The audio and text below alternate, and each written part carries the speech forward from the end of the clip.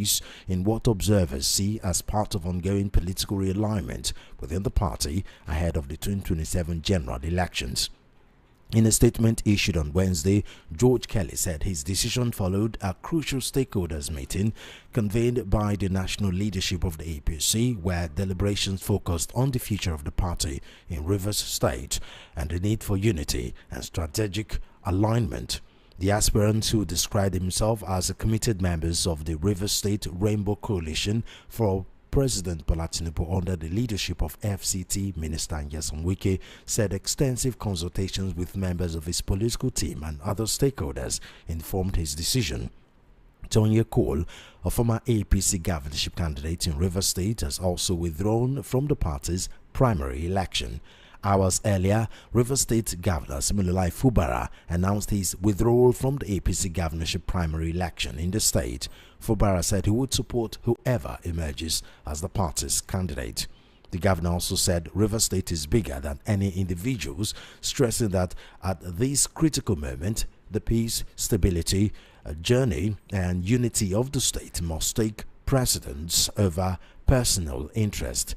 Siminalayi Fubara thanked his supporters for their sacrifices and unwavering support throughout his political journey, assuring them that their loyalty and trust were not in vain. In Adamawa State, 3 governorship aspirants of APC withdrew from the race in favor of Ahmed Galadima Almino, clearing the path for his likely emergence of the party's flag bearer. The aspirants Daulag Abubakar, Mustafa Saliu and Ibrahim Bello Fall announced their separate decisions to step down, each citing party unity and collective interest as a driving force behind their withdrawal.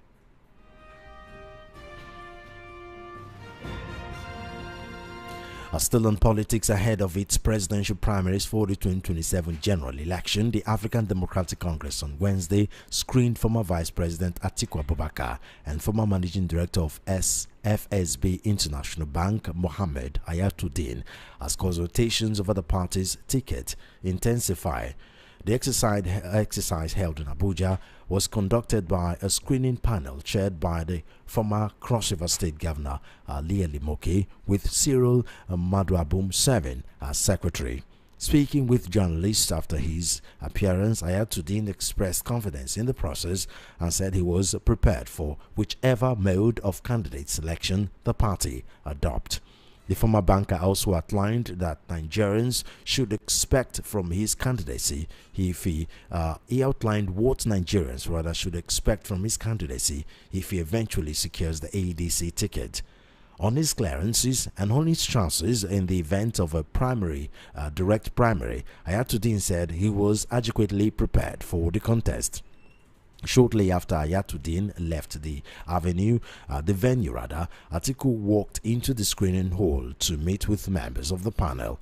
The former vice president, however, declined to speak extensively with reporters after the exercise, saying only the screening went well, in quote.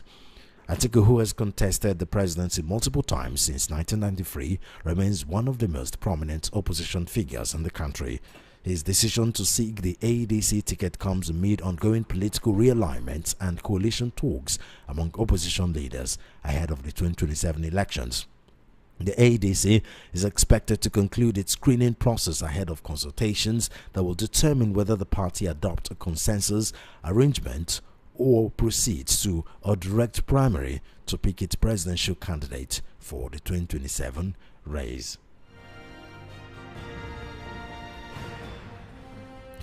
Meanwhile, Rabiu Kwankwaso, former governor of Kano, has dismissed claims insinuating he is working for the interest of President Bola Tinubu ahead of the 2027 presidential election. Kwankwaso, who spoke on Wednesday night in an interview with Global TV, noted that certain persons have been peddling the rumors since his days in the New Nigeria People's Party, NNPP. Sanusi Bature, spokesperson of Abba Yusuf, Kano governor, had alleged that Kwankwaso, former national leader of the NNPP, is indirectly working for Tinubu's re-election. He alleged that Kwankwaso worked for Tinubu in 2023 and had recently pushed for a direct meeting with the president, which did not materialize. However, Kwankwaso refuted the allegations, saying only fool people and only foolish people will believe the claims. Take a listen.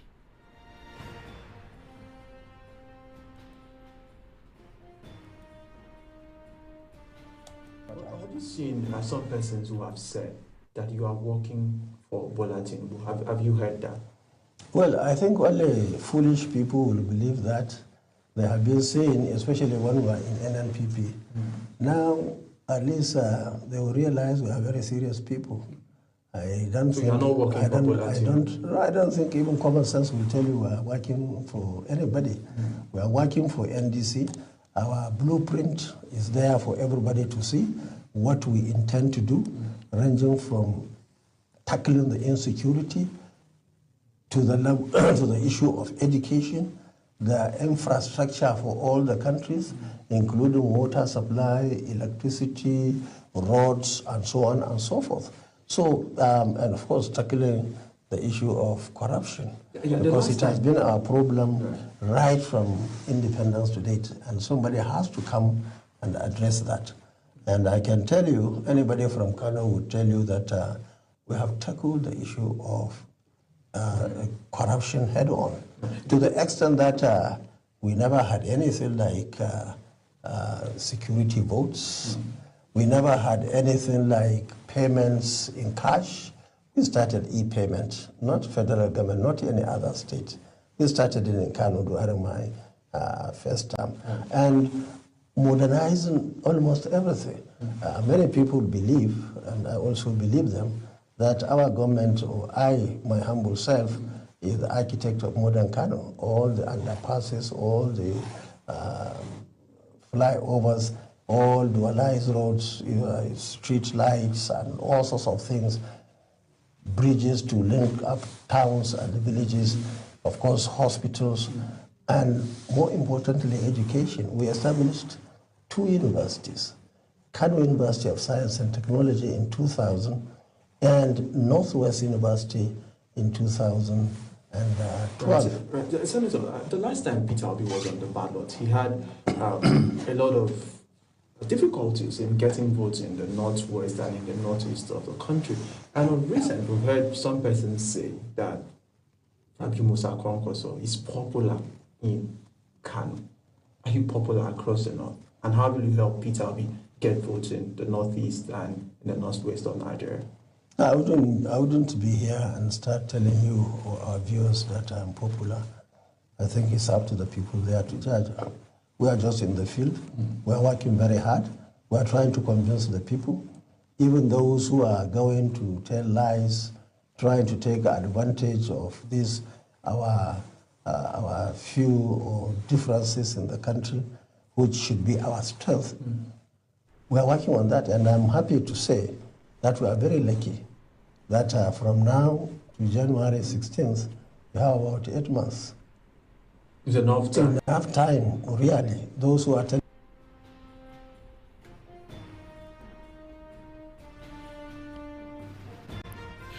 We move away from politics now. The Center for Journalism Innovation and Development, CJID, has raised concern over Nigeria's alarming maternal mortality rate, disclosing that the country accounts for nearly 20% of global maternal deaths amid persistent underfunding and systemic failures in the health sector.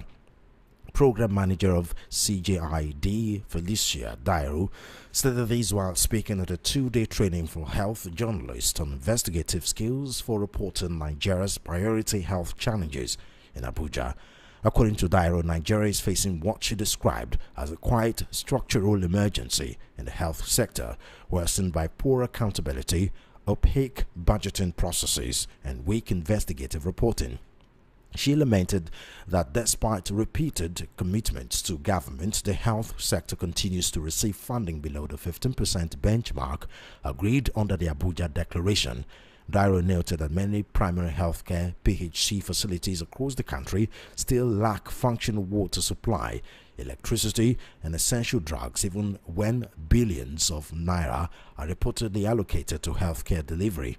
She accused public institutions of shielding systemic failures from scrutiny through fragmented health data bureaucratic bottlenecks, and inaccessible budget documents. According to her, the overdependence on official narrative has weakened accountability journalism and allowed critical failures in healthcare funding and service delivery to persist unchecked.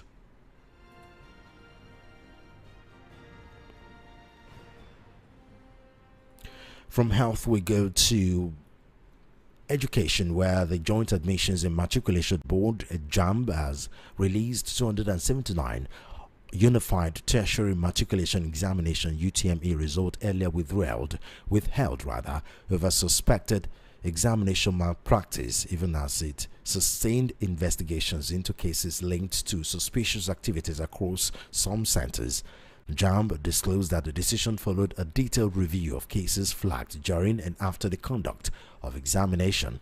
The board explained that while some results were released after investigators found no prima facie evidence against the affected candidates, others had been cancelled where malpractice was established. In a statement signed by its public communications advisor, Fabian Benjamin, JAMB said results from centers placed under scrutiny by its live monitoring team or those linked to adverse report would remain withheld pending the conclusion of investigations. The board warned that any candidate found culpable after the ongoing review would have his or her result cancelled. JAMB advised candidates whose results are still pending to check their status by sending UTME result to either 55019 or 66019 using the same phone number used during registration. The development comes amid intensified efforts by the examination body to safeguard the integrity of the UTME and clamp down on examination fraud nationwide. You are currently listening to the World News at 12 right here on Voice of the People 90.3 FM. We'll go straight to our analysis segment where we have Raymond Adegboyega. He's a public affairs analyst. He is also a professor of accounting, banking and finance, British American University, Florida, USA. Professor Adegboyega, thank you very much for joining us on the news at 12. Good afternoon, sir. How are you? Thanks very much. Thanks for asking. Let's go to the first few stories on our news items, which is on politics. Let's start with APC story, where more governorship candidates have withdrawn from the APC governorship primaries. Obviously, the biggest name of that withdrawal is Rivers State Governor Siminalayi Fubara. It depends on who you ask. Some may see this coming, some may be surprised,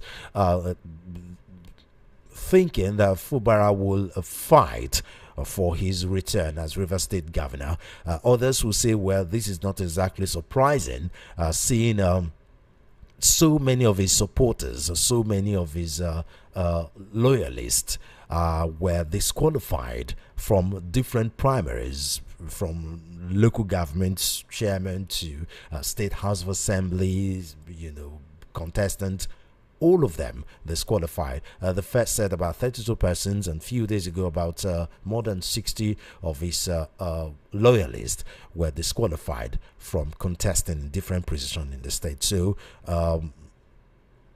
it is expected, some would say. What's your take on this situation? Thank you so much. In the first instance, let's look at Fubara. I really congratulate him and I respect him for that kind of. This is a difficult decision that he made. It is. But it's the right manner. You know why? Because thanks to that number, I've been saying that there's no way Fubara could fight Wike on this note, because Wike is so close to Tinubu and is actually working with the script that Tinubu is giving to him. And then you have to realize one thing: the first system, the withdrawal of Fubara would be of benefit to him in the near future. Politics is a continual process, so he should not see himself as being defeated. But he has taken the right decision in order for the peace to reign in Rivers State. So I gave him a kudos for making such decision. in the second thing, you have to realize that if Fubara did not actually withdraw, they've already planted some strategies that will actually remove or retreat him out of this River State primaries. By the time they go for primary, which is actually happening today, it's likely that those people that have been planted by the Wike may likely actually override him and win the election, and that would be a ridicule. So that's another thing for Fubara, that by withdrawing from the primary and not actually contesting the primary is a saving face, and that will actually give him more chance in the near future.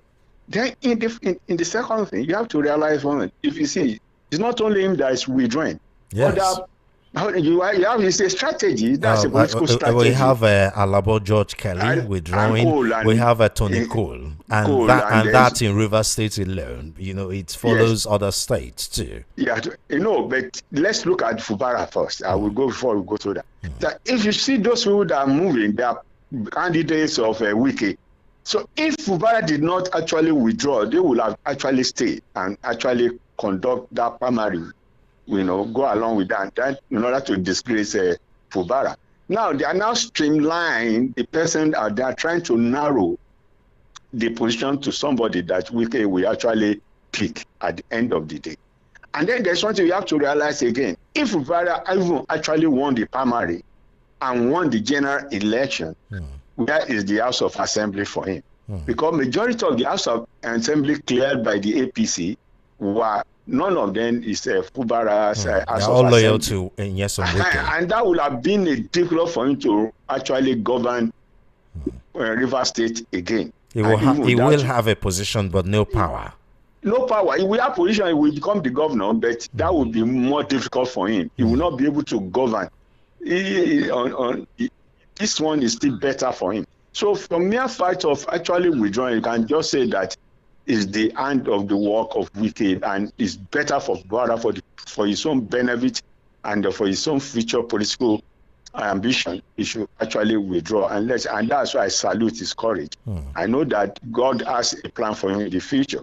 So that's for Fubara, because and other people that withdraw from River State is a strategy. That one's not an issue. Yeah. Do you understand? Consensus candidates. Is a consensus candidate. Yes, and that's in order to actually pick Wike's candidate. And then in other states, majority of people are withdrawing because they are annoyed with the primaries. Because I've been part and parcel of some of these primaries, and I find out that they are all rules. Nothing is coming good out of them. And I've said the times without number, you should have done this thing within the party himself, that if you want to pick. But the moment the APC now bringing himself into ridicule by people now complaining that the primary were not conducted in a rightful manner, because they are just going forward. Even when at the state level, when primary is conducted, nobody can announce the election until when it gets to Abuja. So, and these are the things that you can see that it can be tailored and then removed. So at the end of the day, they are going to unpick the candidate from a majority of the people withdrawing now. They are trying to save themselves from this disgrace. That's why they are withdrawing.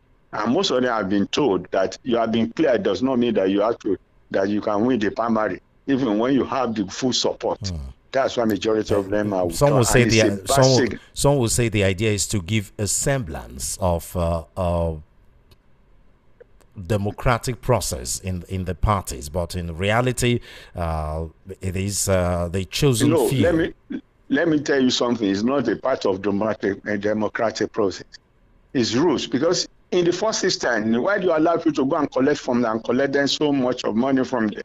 When you know that you not allow each one of them to actually allow the primaries to go freely.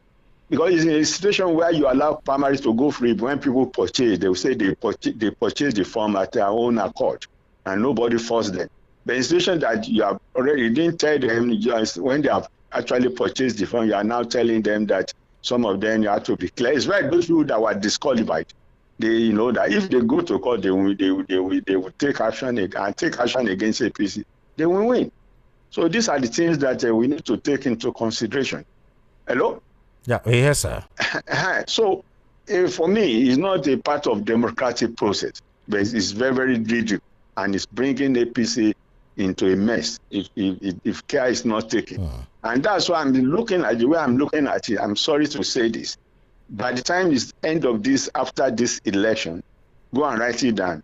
APC as a party will be diminished. That what I foresee what happened to PDP now will going to happen to APC. No, go and write it down. Well, so that means you're expecting to see lots of anti-party activities from disgruntled APC members. By next week. Because most of them are stuck. At this point, they can't defect to other parties, so they are stuck with APC. It's a lie. It's a lie. You will see what's going to happen. By next week, go and write it down. You will maybe, if I had the chance to be on program, by this time, you'll see mass registration from one party to another. With the new electoral law. That's why people will fight for all these things, because there are certain things that when you say this new electoral act and you are not following the due process, it can be challenged. Really? It's when you are following the due process, you can say it cannot be challenged. So in other words, you're expecting mass defection from APC to other parties. Whether it's going to be legal or illegal, there will be mass defection. Don't let us lie to ourselves. It's going to happen because people actually went to APC with the name of having the article, and they know there will be an automatic election at the general election. That's why most of these governors that actually deflected from one party to another, to APC. So you go and write it that there will be a lot of mass defection, and aside from mass defection, there will be a lot of banking tricks within the APC that people will be working against APC for general election. Go and write it down. Wow. Some people that could not leave will work against the party. But do you think this will, this would have been good news for the opposition parties if they can work together. But unfortunately, the opposition political parties have their own demons. APC in disarray, Labour parties in disarray. The coalition of ADC is actually breaking down, and the only party that looks like it's going to survive is NDC. But NDC, Peter Obi just defected to NDC. So for now, they are still under the radar. They're still quiet. We don't know what they're doing right now. Do you realize that the statement made by the Farouk, I don't know the position, is in NEC, and they are saying that the NDC did not pay for the certain fee that was supposed like 2 million or so. So these are the things they have to be very careful that it is the one work of some people now. They are now working against NDC again now. Because before you know, by next week, you will see what's going to happen to NDC. So, but do you think all this problem in ADC, do you think it will affect the party? Because obviously, as you mentioned earlier, this happened to PDP and it affected their results where Bola Tinubu won that election. Do you think this will be so great that it will affect the result of APC in 2027? No. In 2027, it's going to affect the result of APC because there will be a lot of petition, there will be a lot of cases against APC, because you know that what they are doing now, people will now work at the other political parties will work out now and see that they try as much as to win the election, and by the time the results is tampered with, there will be a lot of allegations against APC after the 2027 election. You understand? And that will be a grievous thing for the APC. And it's going to happen because if you see what this army, there's no sanity in Nigerian politics now today. There's uncertainty. Now, let's take a look at another situation in APC. FCT Minister Nyesom Wike. On paper, he's a member of PDP. And if the stories we hear is anything to go by, and of course evidence what happened with Siminalayi Fubara in Rivers State, it shows how strong Nyesom Wike is, how influential he is in APC, despite being a PDP member. That's what I told you in the first instance, that I congratulated Fubara for doing that, because there's no way Fubara could fight Wike, because at present everybody knew, only we are just pretending that Wike is APC, is only working against PDP by saying he's a member of a PDP in order to disorganize the party. Because if you see the influence in this, especially Rivers issue, Even look at the last election, Abuja local government election. He was so involved, and it was not an APC. See the road he paid. You understand? It's an APC. So, but the question is, why is it that influential? What makes Nyesom Wike very special? It's because that of the influential? president. It's because of the president is using him, and maybe I will come out. He's using him. We have to know. We don't have to cover anything again. And it's not going to work well with Wike at the end of the day. We have seen something of this nature in the past. We have seen something of this in the past. You think when he outlives his usefulness, he will throw him out. You don't go and write it, because the thinking of Wike is that maybe by the time next election, I don't understand. Maybe he's thinking that he may likely come out with APC and become to contest for presidency. I don't understand, because he's having conclusion that he's using that one. He's using that one in order to actually solidify and make a foundation for his own political grant in 2031. Then he's making a big mistake. He's not a politician.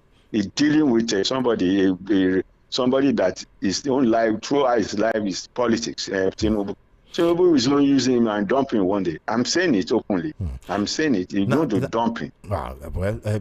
From APC, let's go to ADC, where they had their presidential screening, and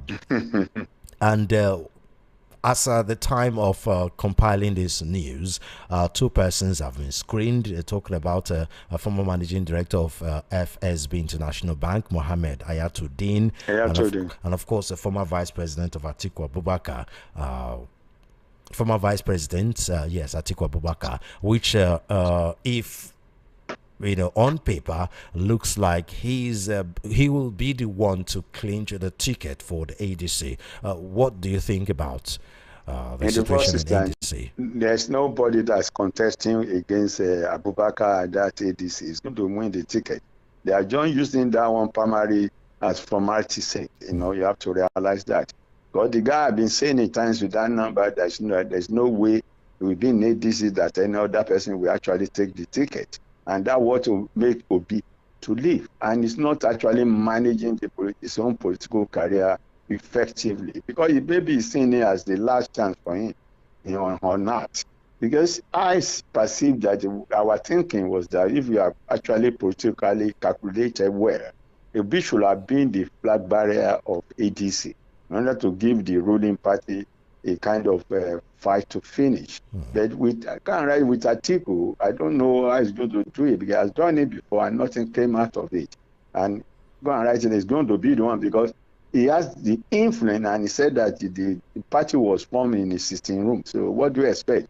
A person that's saying that, that means that he has already purchased or bought everybody in that party. So it's going to be the flag bearer, and it will not go well for the opposition. Go and write it down. The only person that everybody is looking towards is that Obi. But the problem is Obi is that they are just going to a new party. I don't know how. Yeah, which is exactly what I'm supposed to have, because they spent months trying to build a structure for ADC, and with him moving to a new party, NDC, there's questions about the structure of NDC. Is that a valid question? Yeah. You can see now that, to me, I've tried to study the NDC, and I find out that it's not, we doesn't need big names, but at the same time, you need the party structure to be on ground. But if I look at it, the party structure is not on ground. They have the state of the nation. And that will give him some have argued that the Labour Party was in the same situation, and Obi still got huge amount of votes despite Labour Party. At that time, can I give you information? There's something you have to. But as at that time, many people that voted for Obi were actually interested in Obi as at that time. But if I tell you, his political clamor and followers have reduced. In time, we have to tell ourselves the truth. I don't know how it's going to get all this group. Because many people are now saying that why is Obi moving from one party to another that is supposed to? Because what is giving the Tinubu edge ahead of all of these people is because Tinubu owns the party. I expected Atiku Abubakar to have his own political party, and Obi to have his own political party. By that, nobody can harass them. Nobody can tell them what to do. They should have built their structure over the years, and that what Tinubu is enjoying now. You understand? So if Obi can still actually regain his followers that voted for him in the last election, which are from the look of things and from the way we have been talking to people and people have been discussing, that followers are not there anymore. I won't deceive you. The number I'm talking about, the great number. On the flip side of it, he's aligned with Rabiu Kwankwaso, and the Kwankwaso movement is strong in the north. Isn't that an advantage? If I tell you the Rabiu Kwankwaso in the north is strong, but you know that Atiku, you cannot actually Atiku's stronghold is very, very there. So do you think Atiku's stronghold in the north is bigger than that of Rabiu Kwankwaso? Yes, no. We need to tell ourselves the truth. Well, some have said it's only strong in Kano. Some have said that Atiku benefited from the structure of PDP in the last election. That this time there is no PDP structure to assist him. You have to realize one thing, that these northerners. There's one thing I realize about them is that especially this. What do we call them? Fulanis and so many people. They always aside and follow their master, no matter the situation of things. And that's what Atiku is now banking on. And with the money, he's ready to spend that kind of money. The money what he's supposed to actually build the structure is what he's going to spend and give to them. And when the primary and general election is coming, it's moving near. But that's one thing. But when you look at people like Kwankwaso, it's only actually agree in Kano. It's very, very strong. I know it's going to, even with the Kano people are saying that no matter where he goes, they are ready to follow him. You understand? I agree. Okay. But when you look at the North general, it's not. It cannot actually equate Kwankwaso political strength with that of Atiku in the northern part of the country, to be honest. Because of time, let's move away from politics, where there is a report that Nigeria accounts for 20% of global maternal deaths in the world. If you're in Nigeria seeing this kind of report, you won't exactly be surprised, considering the death of the health sector in Nigeria, and with the fact that lots of medical practitioners are fleeing the country to other parts of the world for better professional remuneration and for better environmental working condition. What's your take on this report? In the first instance, you have to look at the health sector like any other sector in the economy. In the health sector, I think they are below 15%, which actually agreed by Abuja Convention, which is supposed to be part of the budget, you understand? And then I don't understand one thing in this country, You will hear a lot of billions being earmarked for a particular sector in the economy, but you will see any result at the end of the day, and it's because the money is going to the wrong and it's going to... The country is highly corrupted, and we have so many corrupted people in the corridor of power. That's why we're having this. Because how can you be seeing hospitals like a ghost city? Go to many of these big hospitals, especially when you see the universities teaching hospital, most of them, there's nothing to write home about. And then when you look at the state and the local government primary health care, you don't see anything that you can actually say that this Nigeria that's actually spending a lot. Aside that they are not actually providing the minimum 15%, the money even which is actually provided for such sector has not been spent judiciously, and we know that this money is going to individual hands. The country, I don't understand. We need a new thing, a new era, responsive group to manage the Nigerian economy. So you cannot be, it's not only yourself, but that one is what, because this deals with human lives, the human subsistence, and without this, and the reason is not far, because majority of people at the corridor of power, they have already stolen Nigerian money, and they can afford to take health services outside the country. That's why they are doing that.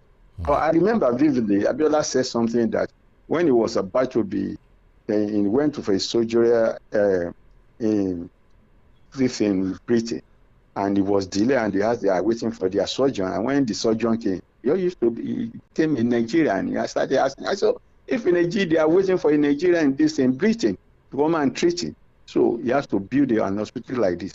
People know the right thing, but they are not ready to do it. I don't understand. We need to change our political job. These are political jobbers in Nigeria today. We don't have right people governing Nigeria. I won't deceive you. The truth is very, very difficult to say. So yes. I personally will say that there's nothing to write home about the health sector in Nigeria. And then when you see that, how can we be actually accounted for 20% all over the world of maternity problem? It's a terrible thing. So we need to actually, this government needs to sit down and see the way forward.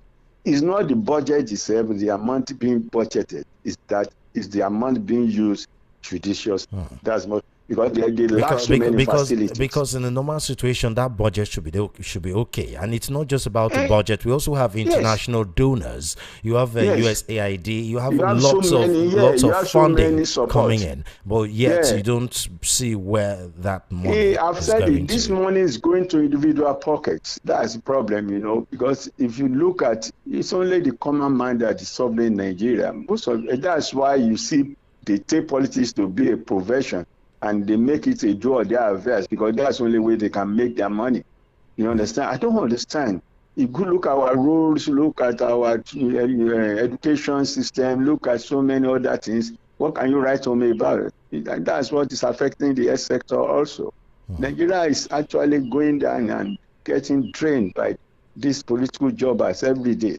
Because you just find that a governor or a senator or a president, after leaving the office, he become billionaire. How do we get it? We have been reading a lot of things on the internet about the amount being amassed by majority of the politicians overseas. They taking our money overseas. These are the things. We are not helping the country. They don't have the interest of the country. They're only particular about themselves and not about the masses. So Nigeria, I don't understand. I don't understand. Prof, I thank you very much for your time. It's always a pleasure talking to you, sir. You're welcome, sir. Welcome. Thank you. That was Raymond Adegboyega. He's a public affairs analyst. He's also a professor of accounting, banking, and finance, British American University, Florida, USA.